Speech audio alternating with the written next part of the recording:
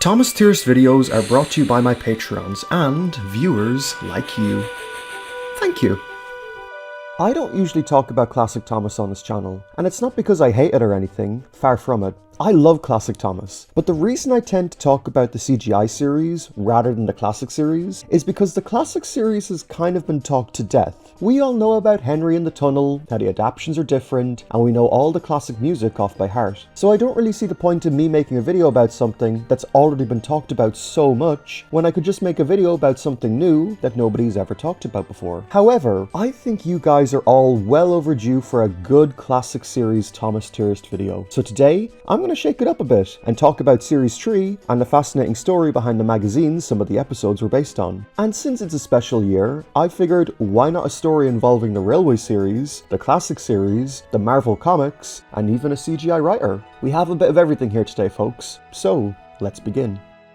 Now, Thomas and Friends is based on the Railway series created by Reverend Wilbur Awdry, and the first 8 books from the Railway series would be used as a template for Series 1 of Thomas and Friends, with the TV show being created by Britt Allcraft. Series 2, however, wasn't as simple. They adapted what they could from the Railway series, but some stories they were trying to adapt ran into complications and were ultimately scrapped. Because of this, Wilbert's son, Christopher Awdry, was asked to write a new Railway series book, specifically for a TV series adaptation, the book being more about Thomas the Tank Engine. So, why was Britt so determined to base every episode from Railway series material? Well, you see, there was an agreement with the Awdry family at the time that all Thomas episodes had to be based on Awdry written material, which is why Awdry liked Series 1 and 2, but didn't like Series 3. You can't do it, as that season would stray away from Awdry material. They've showed a lamentable ignorance of Rule 55. So, after Series 2 wrapped, Thomas went on a 5-year hiatus. During this time, Britt worked with Chris Siguro on Shining Time Station to bring Thomas to the States, while David Mitton and Robert Cardona, along with much of the Thomas crew, moved on to the ill-fated Tugs. Meanwhile, during this same 5-year gap, a young Andrew Brenner had just become a father to his first little baby boy, and needed some extra money. A friend suggested that he write for Marvel Comics, and so he did, starting off with Muppet Babies before quickly moving on to Thomas Marvel Comics. Brenner was given a videotape with Series 1 and 2 episodes on them, which he watched over, and then would adapt directly into small stories for Marvel Comics.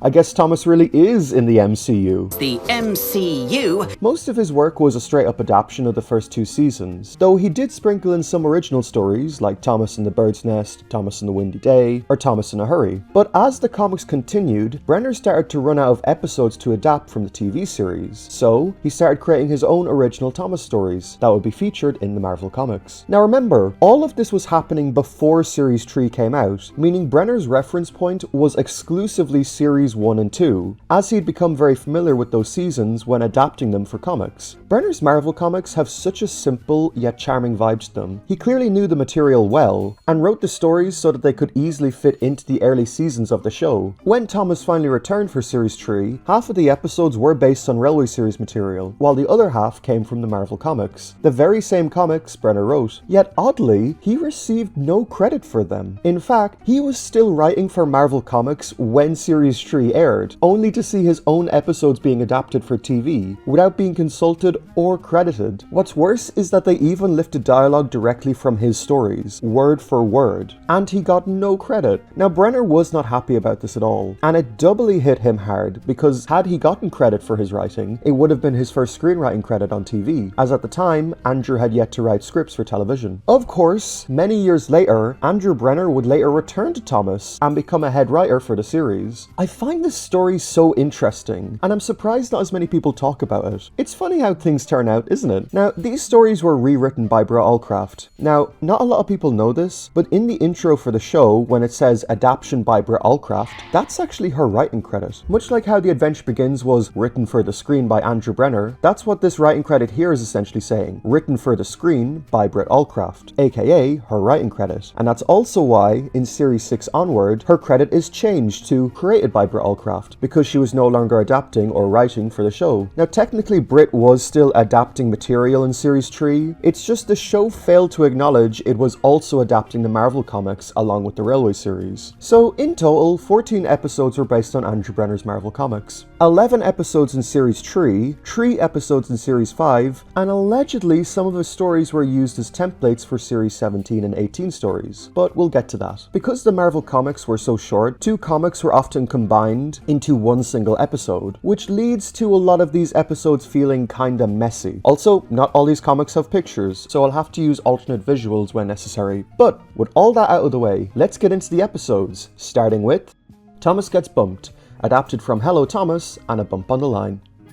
Magazine issue 3 has Hello Thomas. In the story, Thomas is always late to meet Henry because he wants to say hello to a boy who waves at him at a bridge, and Henry, being grumpy, warns Thomas a new engine might replace him. But one day when the school bus breaks down, Thomas takes the children in Annie and Clarabelle, and is rewarded with a timetable change so he can always see the little boy waving. In the TV series adaptation, instead of Henry warning Thomas, it's Percy who warns Thomas about being replaced. The Fat Controller may get a new engine to replace you. Since this story is all about a little boy waving at Thomas on a bridge, I bet you anything Andrew wrote this story with the intention of it being the boy you see in every intro of the show. I mean, it makes sense. Andrew had watched all of the episodes from Series 1 and 2, and that boy does appear in every intro. And then the next story from magazine issue 28, we have the story A Bump on the Line. Thomas knows every bump on his branch line and knows when to be careful, but when some workmen come to re-rail the branch line, Thomas is worried that his passengers will like Bertie more than him. And when the line is reopened, Thomas is so excited to meet his passengers, he forgets about the bump, but luckily, that part of the line was re-railed, and Thomas doesn't crash. In the TV series adaptation, the little boy who waves at Thomas is also removed in the story, and unlike the magazines, Thomas actually derails on the bump. But it was too late.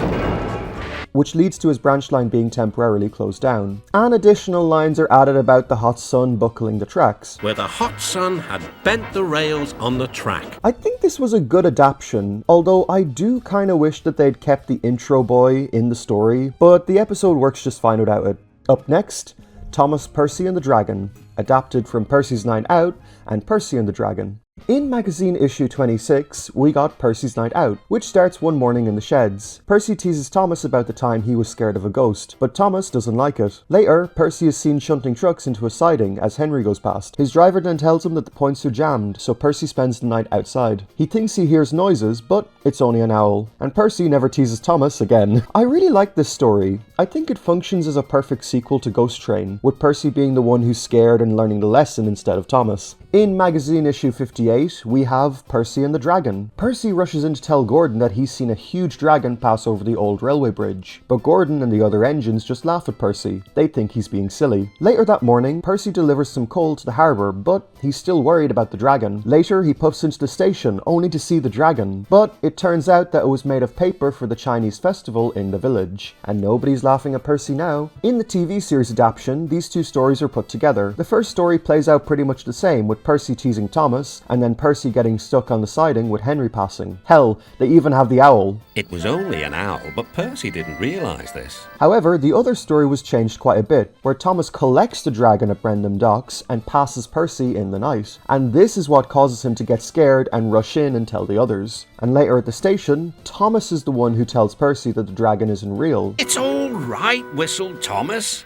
And he explained about the carnival. Also, the dragon is yellow and red in the TV series, while in the Marvel comics, it was green. I think this episode was a really smart readaptation for the TV series. Percy and the Dragon had the most changes to it, I think, but I love how it makes Thomas more active in the plot, while still feeling believable, and the story is a perfect follow-up to Ghost Train. It's funny how a lot of these little bits of continuity are because of Andrew Brenner's original stories. I'm surprised nobody talks about this. Up next, Diesel Does It Again, adapted from Trouble in the Harbour Yard and Bumps. Interestingly, both of these stories came from the same magazine issue, 38, so I think that's why the TV series story flows pretty well. In Trouble at the Harbour Yard, all the construction work at the new harbour is finally finished. Percy works there and likes looking at the ships coming in, but there is a lot of work. So, the Fat Controller sends Duck to help out, and the two engines spend the night chatting in the shed. However, the next morning, Diesel arrives. Duck and Percy hate this, since he had spread rumours about them, so they go on a strike in the shed until he leaves. The Fat Controller scolds them, saying he's giving Diesel a second chance, and Duck and Percy reluctantly go back to work with Diesel. Trouble in the harbour yard very much feels like trouble in the shed, with the engines going on strike. I also like how this is set after the big new harbour is finished being built. I'm guessing this is the same harbour that we've seen being built in Series 2, so I like that. The next story, Bumps, continues the story. Percy is considering giving Diesel a second chance, but when Diesel lets his brakes off in the shed, he hits into the back of Percy, and he doesn't apologise. Diesel thinks it's funny, leaving Percy and Duck cross. The trucks don't even like Diesel as well, and he bumps them with their loads falling all over the place. But Percy and Duck, not wanting to be tattletales, say nothing. This emboldens Diesel to be even worse, and eventually, things go too far when he shunts the trucks into the sea. However, unlike the TV series adaptation, bizarrely, Diesel doesn't get sent away for doing this, and is given another chance. I'll explain why in a minute. Now, pretty much all of this story plays out the exact same way in the TV series. Percy and Duck were horrified. They did not trust Diesel at all. And I think the reason it works so well is because the Marvel comics were connected too, even using words line for line with Andrew Brenner getting no credit. Percy and Duck did not want to be Telltale, so they said nothing. However, that's not where Diesel's story ends in the comics. We got a third part to Diesel's story later in magazine issue 40. Remember all that clay that Diesel dumped into the sea? Well, this was meant to lead into a third story about Bill, Ben and Diesel. In the story, Diesel Race, Bill and Ben are upset about him losing their china clay in the sea. So, to pay him back, Bill gets the idea to take some trucks to the harbour, where he challenges Diesel to a race to the quarry. Diesel agrees, but when he gets there, he's shocked to see Ben at the quarry. Diesel, not knowing Bill and Ben are twins, races back to the harbour, only to find Bill there. Diesel, defeated, sulks away, and Bill and Ben laugh at their joke. This is such a funny way of Diesel getting his comeuppance for shunting those trucks into the sea, instead of him just being sent away. Andrew was like, yeah, let's have Bill and Ben torture him instead. Now, while this Marvel comic wasn't adapted for Series 3, the concept would be used years later with Andrew Brenner returning to Thomas, and had Bill and Ben race Connor, the new Streamliner.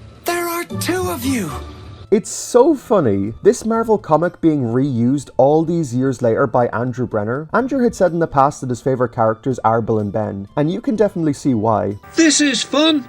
He shrieked to Ben. Diesel's race then leads into another Marvel comic story, where Diesel gets his revenge on Bill and Ben. After being tricked by Bill and Ben, Duck explains to Diesel how the twins are mischievous. That's right, Duck is the one who tells Diesel about Bill and Ben. So Diesel devises a plan to get them back, where he manipulates them to pull a train from each end, with Percy and Duck laughing alongside him. This is such a good story. Not only does Diesel get a proper redemption arc, we also get to see Duck and Diesel team up to mess up with the twins. Why wasn't Diesel's race and a trick on Bill and Ben adapted into Series 3? These two stories would have been so much better. Not only tying into Diesel does it again perfectly, but these stories also explain why Diesel pops up in random Series 3 episodes. What's even more interesting though is Andrew Brenner would later use this small concept for Tale of the Brave, where Bill and Ben trick Thomas and Timothy into pulling a train from each end. The trucks aren't pulling you, Timothy! It's Thomas that's pulling you! As I said, the Marvel comics were used a lot more in the Brenner era than people realize. I would love to have seen Diesel's race in Series 3, honestly. Although I do like that he's sent away after that crash in the TV series. But anyways, on to the next story. Henry's Forest, adapted from Henry's Forest, and Clearing Up. In issue 68, And it's great! we got Henry's Forest. Henry the Green Engine has been on the island of Sodor for many years. He remembers a time long before Diesels were on the island and before the new harbour. But Henry's favourite place to be is the forest. He remembers when the trees were planted years ago. One day, Henry is shocked to hear a terrible noise. His driver explains that they're cutting down trees to make furniture. Henry is very sad when he has to help pull flatbeds of logs. But once the workmen tell Henry they're going to plant more trees, Henry feels much better again. I find it interesting how much Brenner wrote about the new harbour and Diesel in his stories. It's so funny to think that Henry's Forest was an idea that came from Andrew Brenner. You can't do it. And in issue 39, we get the story Clearing Up, where a terrible storm comes to Sodor, so the line is closed and Terence and Trevor help remove trees. Toby, Duck and Thomas help remove the trees too, but Toby is the most sad about the trees, now that they can't be mended. When the Fat Controller asks why he looks so glum, Toby explains about the trees, and the next day, Toby is surprised when he finds trucks packed with splendid young trees, and he takes them out to Thomas's branch line for replanting. Now for the TV series, it seems they stitched these stories together, with the storm from Toby's story being the reason that the forest is damaged in Henry's forest. I hope the wind won't harm the forest. And like all the other adaptations, they pretty much directly lifted so much of Andrew's writing and put it in the story. Hello, Toby, said the Fat Controller. You do look glum. I'm sad about the trees, said Toby. I think the reason this story works so well though is because the stories are quite similar, and also Toby coming into the story later doesn't feel too jarring. Overall, a pretty solid adaptation for a pretty damn amazing episode. The hillside will look better than ever before. You'll see. Up next, No Joke for James, adapted from The Express, and A Passenger for James.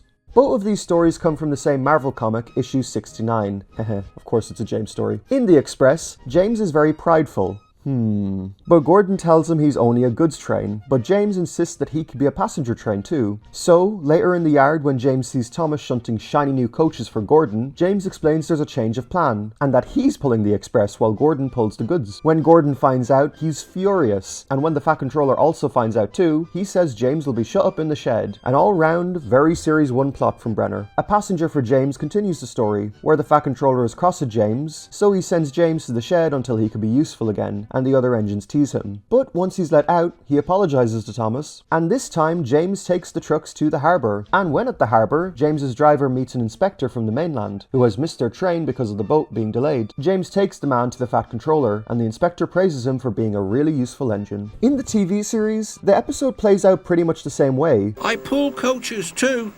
Not as much as I do, grunted Gordon. Out of all the stories so far, this is probably the most faithful adaptation to the original stories by Andrew Brenner. You will stay in your shed until you are wanted. I think the only omission was the inspector being from the mainland. I have a meeting with Sir Topham Hatt and I mustn't be late. But still, overall, a pretty solid adaptation. Up next, Thomas Percy and the Post Train, adapted from The Post Train and After the Last Train. In issue 70, we got The Post Train. Percy has many special jobs on the railway, but his favourite job is pulling the mail. Postmen sort out the mail in the truck, and they put onto a ship bound for the mainland. However, one day, the ship from the mainland was too late. Percy is so tired from continuously working into the night that he ends up very tired, and the story ends with Duck saying, "You're home early," only for Percy to reply saying that, "No, you're wrong, I'm back tired and late." This interaction happens pretty much exactly the same in the TV series. You're up early? No, you're wrong. I'm back, tired and late. And in Marvel Comic issue 71, we got After the Last Train. Thomas is very proud of his branch line, but sometimes at night he leaves Annie and Clarabelle in the yard to go work at the harbour, where he sometimes pulls the post train across the island. One day, when delivering the post, Thomas finds a man sitting at the bench looking cold and worried. He missed his train, and the driver offers him a lift though they don't have any coaches, so he'll have to go with the mail. The man later writes to the Fat Controller thanking Thomas and his crew. In the TV series, the two stories were put together, with the first part being about Percy missing the ferry, The mail boat from the mainland was delayed. and the second part about Thomas helping a passenger. At a station,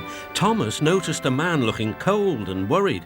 He had missed his train home. Interestingly though, all of the Harold stuff in the final story is original, as Harold wasn't even in the original stories. However, some of Harold's lines come directly from another Andrew Brenner story, Hurricane. You know, like a storm. This story is from Marvel Comics issue 39, and was paired up with Toby's story that was adapted into Henry's Forest, meaning it's very possible they considered adapting Hurricane in Series 3, where Gordon makes fun of Harold for being grounded, only for a tree to land on Gordon and Harold having to rescue him. Gordon's line "Bird Brain" and "Hello Lazy Wings, are you tired of flying today?" were reused for Percy in the episode. Bird brain, he muttered. Hello, Lazy Wings. Are you too tired to fly today? But despite this episode taking from 3 of Andrew Brenner's Marvel Comics, I think the episode still works very well. Dare I say, an improvement. Up next, Trust Thomas, adapted from Bertie's Bumpy Road, and possibly the story Trucks in the Railway series? Okay, let me explain. Trust Thomas is the only example of a Brenner magazine story and a Wilbert Awdry story being used to make a Brit Allcraft story. Now, in Bertie's Bumpy Road, Thomas meets Bertie and tries to race him. Very Series 1 of you, Brenner. But before Bertie can respond, he hits a pothole. At the next station, Thomas jokes that if Bertie was reliable, he'd run on rails. But Bertie retorts saying that the railway was meant to deliver the tarmac to mend the roads a week ago. At the big yard, Thomas looks for the tarmac but can't find it. Edward then comes in and says that the truck of tarmac has been left at his station. Soon the road is repaired, and Bertie regains his trust in the railway. Now bizarrely, the other story adapted with this one for Trust Thomas was from the Railway series book Little Old Engines. In the story Trucks, Gordon tells Sir Handel to fake being sick, so Peter Sam has to do his work. But when the trucks mistake Peter Sam for Sir Handel, Peter Sam ends up in a huge crash at the incline, and Sir Handel gets into trouble with the Tin Controller. Now in the TV series adaptation, the start is taken directly from Andrew's story. The railway was supposed to deliver tar to mend the road 2 weeks ago. But the middle part is Audrey's story, only James takes the role of Sir Handel. If you pretended to be ill everywhere, you couldn't shunt trucks here or go to the quarry there. And Thomas takes the role of Peter Sam, where Thomas gets into a terrible crash. But when Edward takes Thomas to the works, it turns back into a Brenner story. A truck full of tar has been left at my station. That must be it. Now this was before the Skarloey Railway was introduced in the TV series, and it wouldn't be until next season in Series 4 when they actually adapted this exact story again. What a bizarre hybrid of stories. There really is a bit of everything in this episode when you think about it. And despite all of this, I'm surprised at how well the episode even comes together. Up next, Trevor, Edward and a huge ass clunky Tiltle. Up next, Edward, Trevor and the Really Useful Party, adapted from Edward and the Vicar's Fate. In Marvel Comic issue 26, we got Edward and the Vicar. Trevor is very excited about the Vicar's fate, and that they will be putting up posters about it. Edward feels sad that he can't help out with the party, but later, when Trevor tells Edward that the Vicar forgot to put the posters up, Edward, with the Fat Controller's permission, gets the idea to put the posters on his side. Edward's passengers see the posters and end up going to the village fete. In the TV series adaptation, this part of the story plays out pretty much the same. The Vicar can paste his posters on my cabin coaches, so wherever I go, they'll go too. The only difference is that there was a deleted scene with Diesel at the start, but was cut for unknown reasons. Again, another reason why I think Diesel might have been staying on Sodor in Series 3. In Marvel Comic issue 19, we got the Vicar's fate. One day, Bertie drives past Trevor and calls him an old stick in the mud, saying that no one will want to ride in him after they ride in a smart bus like him to the Vicar's fate. But later at the fete, Trevor enjoys taking kids around on rides, but when Bertie gets stuck in the mud himself, Trevor has to pull him out, joking that now he's the one who's stuck in mud. This also plays out pretty much the same in the TV series. Hello, Trevor. Why are you dozing there like an old stick in the mud? The only difference being Terence is now there, and he gets to make a joke about ploughing fields or something. I'm the one who has to plough fields, laughed Terence. No idea why this Terence or Diesel scene were added to the adaptions, but anyway. This adaptation is alright, but it definitely feels like two different stories coming together. Up next, One Good Turn, adapted from Head On and Pulling Together. Now both of these stories came from the same Marvel comic, issue 52. In the story Head On, Bill and Ben are sent to work with Boko in the yard. But Boko is wise to their tricks. Bill and Ben go first on the turntable in the yard, but when the foreman tells them to get off, he ends up going head first into Ben. But neither of the stubborn twins want to move, and the Fat Controller scolds them. In the next story, Pulling Together, Hammersmith and City blame each other and split apart. Oh wait, sorry, wrong Pulling Together. Whoops! In Pulling Together, Bill and Ben blame each other and split apart. Bill and Ben's grumbling upset the other engines, with Duck even saying it spreads bad atmosphere in the yard. But when Boko comes up with a plan to leave the goods train in the yard, Bill and Ben realise that they'll have to pull together. These two stories play out pretty much the same in the TV series, taking lines directly from the story. You two never stop, do you? But I'm wise to your pranks, and we do need your help here. And even some of the shots from the episode look like they're straight up based on the magazine stories. The only real difference is that James and Duck are removed in the story, with Duck's line being given to Edward. All this grumbling spreads bad atmosphere in the yard. I think this was a very good change. It's much more suited to Edward's character than Duck's. And also Edward works with Boko, Bill and Ben anyways, so this just makes more sense. Overall, a very faithful adaptation, although I honestly think I would have preferred Diesel's race over these stories, but that's just me. Up next, Heroes, adapted from In a Muddle and Heroes. Andrew wasn't kidding when he said he liked Bill and Ben stories, huh? In Marvel Comic issue 35, when the Fat Controller needs a spare engine to shunt at the big harbour, he decides to send Bill and Ben from the quarry. At the harbour, Bill and Ben joke about Gordon looking like scrap. Nice Series 2 callback, Andrew. But when the harbour trucks decide to trick Bill and Ben, Gordon's Express ends up being late. and the twins are reprimanded by the Fat Controller for the yard being in such a muddle. This story happens pretty much the same in the TV series, with the two twins going to the harbour I want you to go to the station and look after trucks there. and causing it to end up in such a mess. The yard was in a dreadful muddle. The twins had let the trucks tell them where to put things. The next story, Heroes, follows Bill and Ben as they feel bad about the muddle they caused. Edward tries to cheer him up, but Gordon teases them again. But the twins don't tease back as they're too upset to joke. However, one day at the quarry, the twins hear a strange noise. Bill's driver says it's a rock slide, so the workmen quickly scramble into the trucks, as the twins quickly rush out of the rock slide's way, and the twins save the workmen. The Fat Controller praises the twins for being so heroic, and Bill and Ben feel much better now. And like most of these, in the TV series, this story plays out pretty much the same. So much stuff is kept in, like Bill's driver noticing the rock slide, for example. I've never heard a noise like that before. I have, whispered his driver nervously. It sounds like a rock slide to me. Only Edward cheering up the twins is removed, and Gordon teasing them again is also removed. And them having to collect the one last workman was something that was actually added by the TV series. Help! Wait for me! Now on to our last series tree episode, and it's kind of a weird one. Percy, James, and the Fruitful Day, adapted from Percy Gets Jammed. In Marvel Comics issue 28, Percy is shunting trucks in the yard and...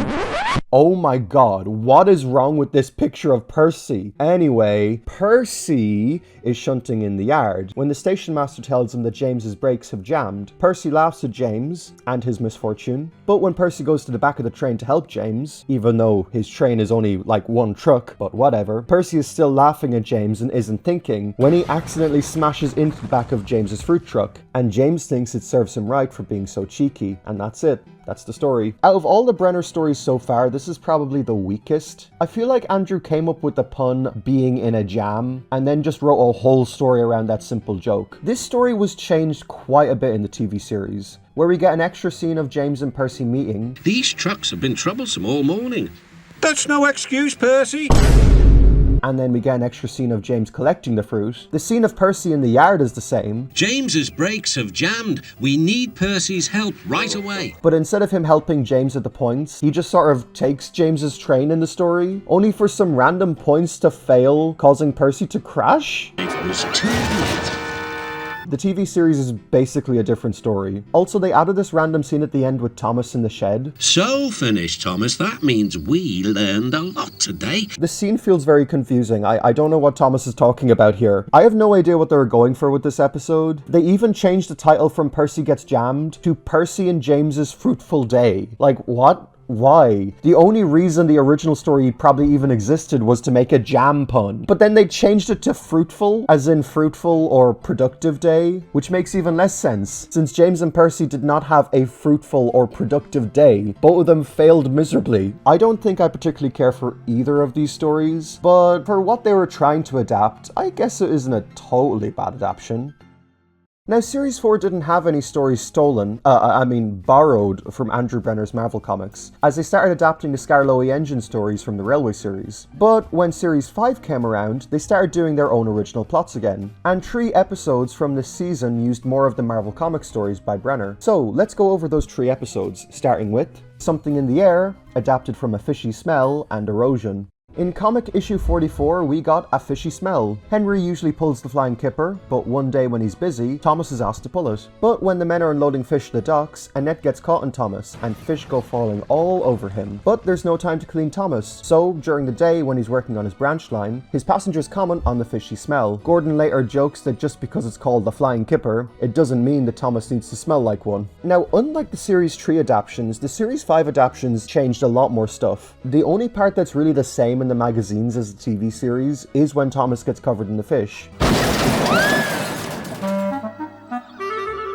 And instead of pulling the flying kipper, it's just some kipper vans that Thomas is taking down the coast. And Gordon's line is just completely removed in the story. Although it should be mentioned that this story is very similar to a later Andrew Brenner story, where James has to take the kipper for Henry, only for a bunch of fish to fall on top of him, and him to then smell. with the other engines joking about it. Again, a lot of the 17 and 18 episodes borrowed elements from the magazines, so I wouldn't be surprised if a fishy smell was used as the basis for the smelly kipper. And the other story is from comic issue 50, called Erosion, which follows Daisy of all characters. Daisy is running along the coastal line after days of terrible storms, when suddenly a man pulls the emergency cord inside Daisy. He explains that he's a geological surveyor, and that the track is dangerous. He tries explaining this to the Fat Controller, but it's too late, and Henry ends up crashing. In the TV series adaptation, Daisy and the geological surveyor are removed from the story, and Henry crashing is really the only connection between the TV series and the Marvel Comics.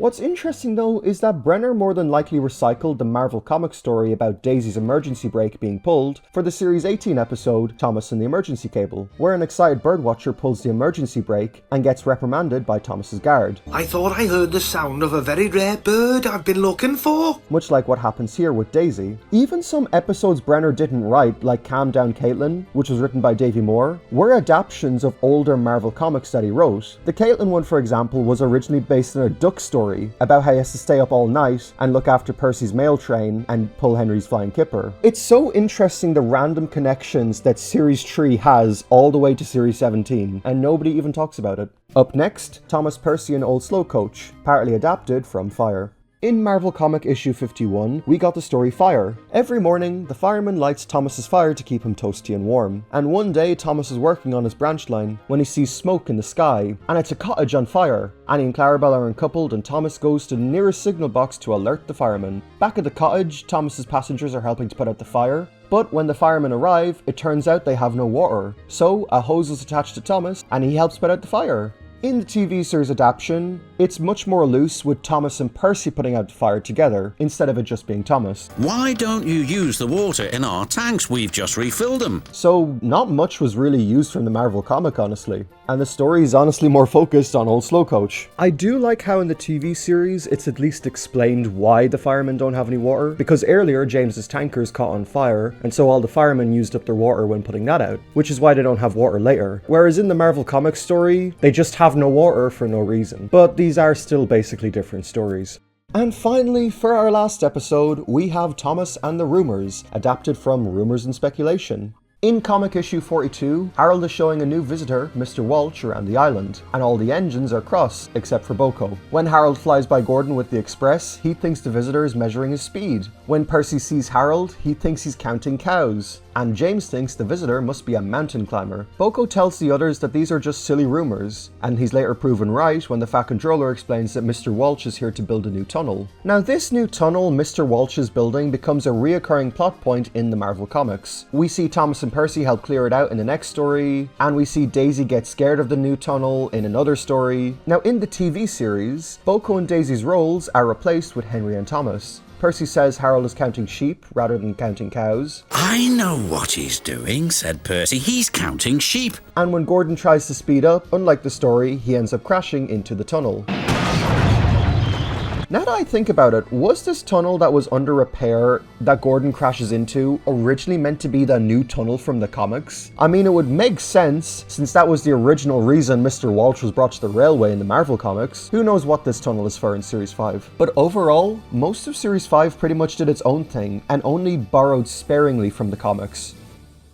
And yeah, that was all of the Marvel Comics that were used for Series 3 and Series 5. After all this, all I can say is, poor old Andrew Brenner. Imagine getting asked to write Marvel Comic stories for Thomas, to feed your newborn son, only for the TV series to steal your ideas and give you no credit, and then the creator of the original book telling you that your stories are basically trash. You can't do it. Poor old Andrew Brenner. My boy never asked for any of this. Now, while it was wrong of the TV series to take Andrew Brenner's stories and use them without credit, in some cases line for line, I don't think there is any genuine malice on the production crew's side. Yeah, it was kind of scummy of them, but perhaps Britt and David just forgot to credit him. But regardless, I have so much more respect for Andrew Brenner even returning to Thomas after this experience. Not only returning to Thomas, but transforming it into an even better show and making Thomas actually good again. Brenner could have been petty and not gone back to work with Thomas after this experience, but he did come back, and I'm so grateful he did, because some of his later episodes are some of the best in the whole series. And likewise, from what I've heard from Britt Allcraft, she was apparently very fond of Andrew Brenner's writing in the CGI series too. Britt was aware of how much fans liked Andrew Brenner's later episodes, and by extension, Britt liked Andrew Brenner. So maybe there is a silver lining in here somewhere. Honestly, what annoys me more is the fact that nobody ever talks about these stories. Everybody always talks about how the Railway series got adapted into Series 3, but everyone just sort of glosses over the Marvel comics. Like, some of the most iconic episodes in the classic series are based on Brenner-era stories, so go give them some love. Hopefully Brenner will finally get some of the credit he rightfully deserves.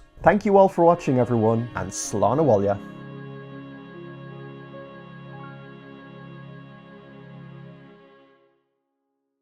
Rule 55. You can't do it.